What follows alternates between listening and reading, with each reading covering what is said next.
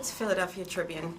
Good morning, guys. How are you? Good Very morning. well. How are you? Excellent, excellent. Really enjoyed this movie. Let's talk a little bit about a lot of this is psychological, having to adjust to a lot of changes, you know. Let's start with you, Lupita. Your character she's not only dealing with the fact that she's dying, but then on top of that, the world is ending. If things aren't interesting enough, how did you prepare to be in that state of mind? Because I think the closest we've had lately is the pandemic, although it's not dying, but at least we had an explanation for what is happening, whereas with this, it's like, what is this? What is happening? And your character is like, and I'm dealing with my health. I'm still grieving loss. Well, Katya, it was the task that I was given, and I took it on with. I was very honored to have to take this role on, and also very intimidated by it. It's not a fun mental space to go to when you're thinking about your mortality. And so this character forced me to think about my mortality.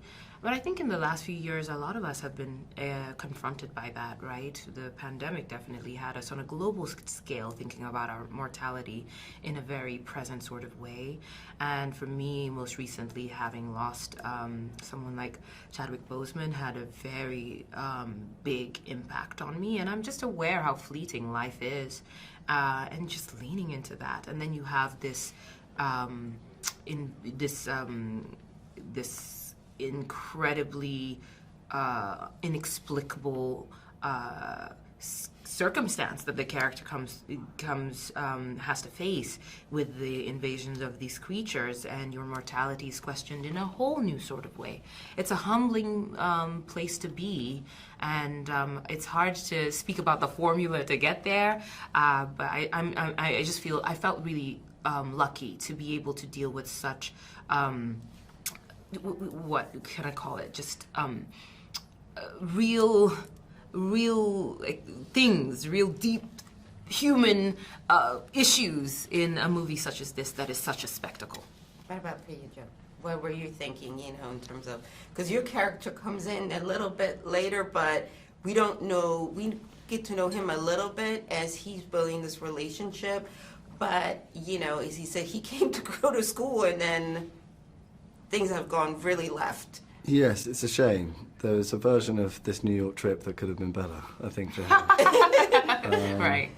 It was an amazing opportunity, it felt like. I was very excited by the prospect of playing Eric because he seemed very mysterious. And after conversations I had with Michael, we wanted him to have this very unconventional representation of masculinity.